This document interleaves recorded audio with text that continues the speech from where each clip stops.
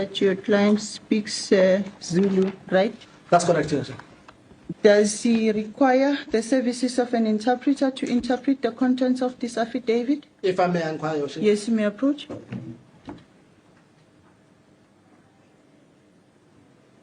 He indicates that he understands, Your Worship. All right, please stand up, Mr. Nkosi. Do you confirm the contents of this affidavit? Yes, I confirm.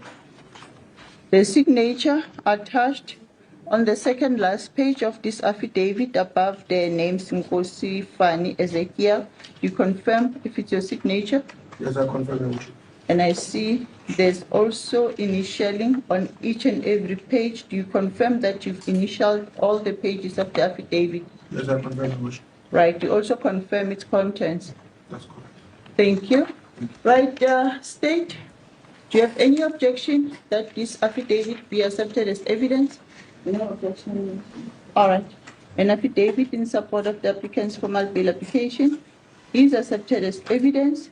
It is marked exhibit. The suspended police sergeant Fani Nkosi will remain behind bars for at least 4 more nights after his bail application was postponed by the Pretoria North Magistrates Court to Monday, April 20. Nkosi, who's 42 years old, appeared in court on Monday for a formal bail hearing where the state opposed his release, arguing that it has a strong case supported by evidence. The officer was arrested on April 2 during a raid at his Pretoria North home. At the time, authorities allegedly discovered more than 50,000 rand hidden under a mattress, along with firearms, explosives, and other items. Nkosi, who was attached to the South African Police Service's Organised Crime Unit before his suspension on March 28, has also previously testified before the Mahlanga Commission. He now faces a string of serious charges, including unlawful possession of explosives, multiple counts of failing to safeguard firearms and ammunition, defeating the administration of justice, non-compliance with firearms safety regulations, and theft. He is further accused of acting as a middleman between alleged crime boss Vusimuzi Matlala and senior police officials. According to the investigating officer, the raid uncovered several original and copied police dockets dating back to 2016 that were never finalized. The state believes Nkosi kept the documents to obstruct justice, including cases linked to car hijackings and robbery. Despite the allegations, Nkosi has strongly denied any wrongdoing. In an affidavit before the court, he described the charges as fabricated and said they were intended to frustrate him, and said, "I fail to understand how I could be charged with defeating the ends of justice. Theft, possession of unlicensed ammunition, and possession of stun grenades." Nkosi maintained that all firearms and ammunition found at his home were legally owned and properly secured, and that all the firearms and ammunition in my possession were kept in a safe mounted in the wall, disputing claims that weapons were hidden under mattresses or elsewhere in the house. He also rejected allegations that he obstructed justice, insisting he complied fully with the terms of his suspension. Nkosi told the court that he immediately handed over his service firearm, access card, appointment certificate and laptop, and adhered to instructions not to enter police premises or contact witnesses.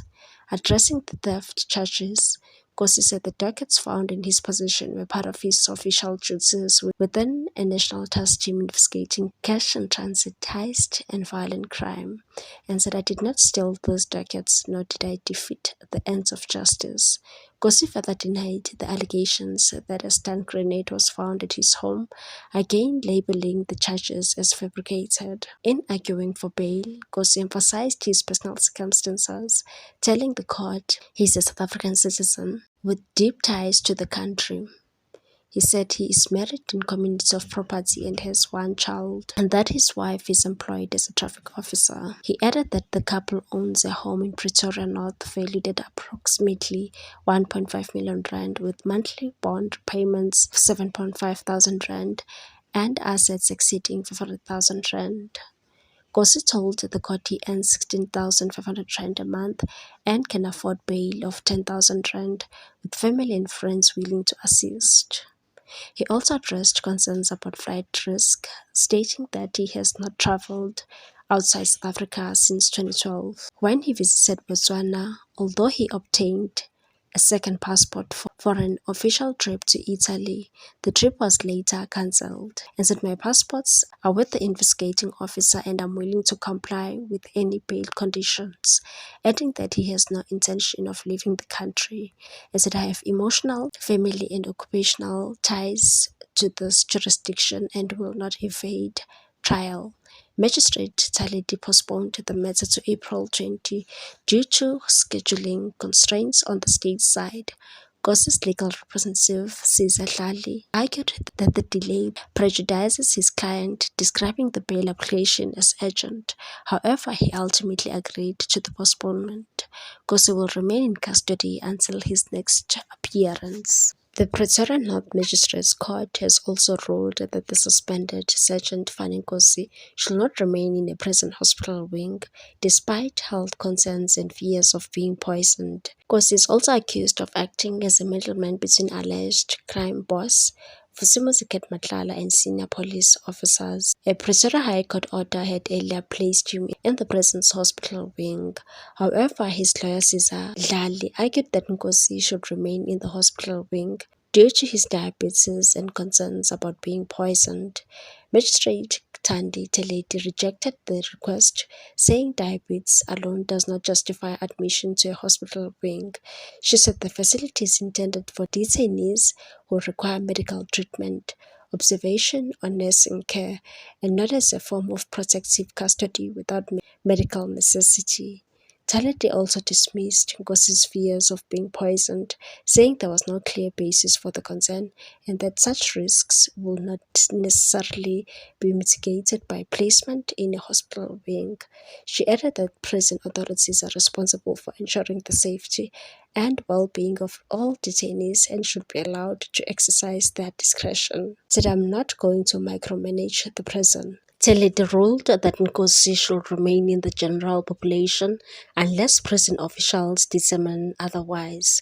For the Regional Division of Tshwane, held at Pretoria North, case number B300 of 2026, in the matter between Fanny Nkosi Fanny Ezekiel, who is the applicant, and the state, who is the respondent. This is a statement that is prepared in terms of the provisions of Section 60(11) of the Criminal Procedure Act 51 of 1977. I, the unassigned Nkosi Fanny Ezekiel, do hereby make oath and state that I am an adult male South African citizen, born on 11th of September 1982, with identity number 820911576680. I am the applicant in this application in which I seek from this honorable court to be released on bail. I respectfully submit, as I will demonstrate herein, that the interests of justice permit my release on bail.